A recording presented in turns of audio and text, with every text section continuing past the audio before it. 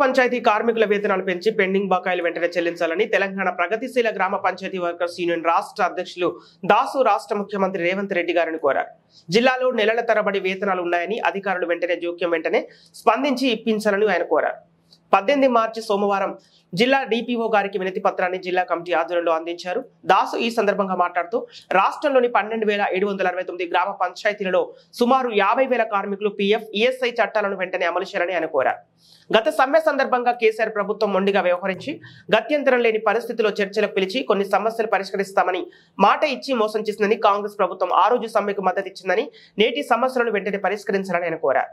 ఉద్యోగ కార్మికుల సమస్యలు పరిష్కరించే ఆలోచనతో ఉన్న మీ ప్రభుత్వం మా సఫాయి కార్మికుల సమస్యలను పరిష్కరించి అండగా ఉంటారని ఆశాభావాన్ని ఆయన వ్యక్తం చేశారు. కనీస వేతనం నెలకు 26,000 రూపాయలు నిర్ణయించి అమలు చేయాలని, కాంట్రాక్టు విధానాన్ని రద్దు చేసి కార్మికులందరినీ పర్మనెంట్ చేయాలని, జీవో నెంబర్ 51 మల్టీపర్పస్ విధానాన్ని రద్దు చేయాలని ఆయన కోరారు. కాంగ్రెస్ ప్రభుత్వానికి విజ్ఞప్తి చేసి గ్రామ పంచాయతీ వర్కర్స్ గత 20-30 సంవత్సరాల నుండి పనిచేస్తున్నప్పటికీ ఇప్పటి వరకు సరైన వేతనాలు కార్మికులకు ప్రభుత్వాలు అసలు చెల్లించడం లేదు. అదేవిధంగా ఎలాంటి గుర్తింపు కూడా ఇవ్వట్లేదు. మరి ఆరోగ్యంలో ప్రజలందరినీ ఆరోగ్యంగా ఉంచడంలో సఫాయి సిబ్బంది ముందు భాగాలు ఉన్నారు. ఇట్లాంటి ప్రజల కోసమే పనిచేసే సేవ చేసే గ్రామ పంచాయతీ కార్మికులను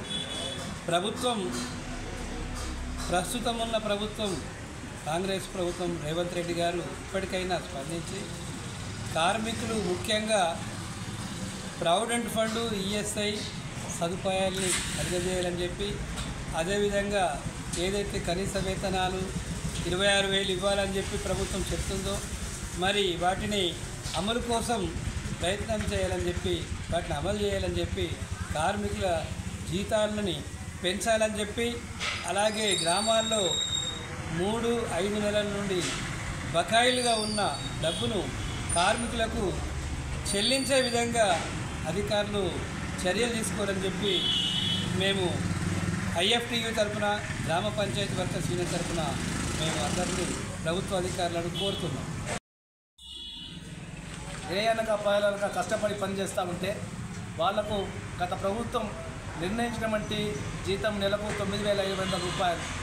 ఆ 9,500 రూపాయలు కూడా చాలా గ్రామ పంచాయతీలు సరైన టైంకి ఇవ్వట్లేదు. ఇప్పుడు నిజామాబాద్ జిల్లాలో దాదాపు కొన్ని గ్రామ పంచాయతీలో 4 నెలలు, 3 నెలలు, 5 నెలలు బకాయిలు ఉన్నటువంటి గ్రామాలు కూడా ఉన్నాయి. కాబట్టి ఈ బకాయిలు వెంటనే ఇప్పించాలని చెప్పి జిల్లా డిపిఓ గారికి కలిసి వినతి పత్రం ఇవ్వడం జరిగింది. సార్ కూడా చాలా సానుకూలంగా స్పందించారు.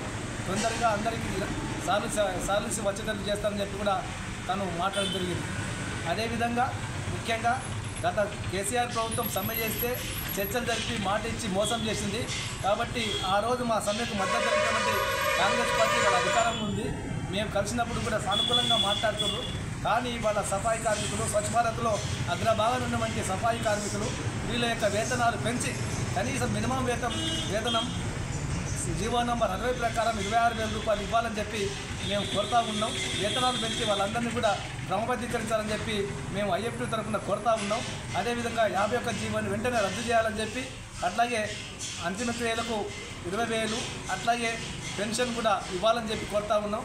ప్రమాద బీమా కూడా 10 లక్షలు ఇవ్వాలని చెప్పి కోరుతా ఉన్నాం. అట్లాగే ఈ పంచాయతీ కార్మికులందరూ కూడా ఉద్యోగులు కానీ, కార్మికులు, కారవాళ్ళు కానీ అందరూ కూడా పేదవాళ్ళు, మైనార్టీస్, దళితులు కాబట్టి వీళ్ళందరికీ కూడా ప్రభుత్వ పథకాల్లో మొదటి ప్రాధాన్యత ఇవ్వాలని చెప్పి మేము తెలంగాణ ప్రగతిశీల గ్రామ పంచాయతీ వర్కర్స్ ఉన్న ఐఎఫ్టీ తరఫున ఈ ప్రభుత్వాన్ని కోరుతా ఉన్నాం. వెంటనే ఈ గ్రామ పంచాయతీ కార్మికుల సమస్యల్ని సానుకూలంగా మానవత్వంతో అర్థం చేసుకుని పరిష్కరించాలని చెప్పి రాష్ట్ర ముఖ్యమంత్రి రేవంత్ రెడ్డి గారిని, అట్లాగే జిల్లా అధికారులను కూడా వారి పరిధిలో ఉన్న సమస్యల్ని వెంటనే పరిష్కరించాలని చెప్పి మరోసారి విజ్ఞప్తి చేస్తూ ఉన్నాం.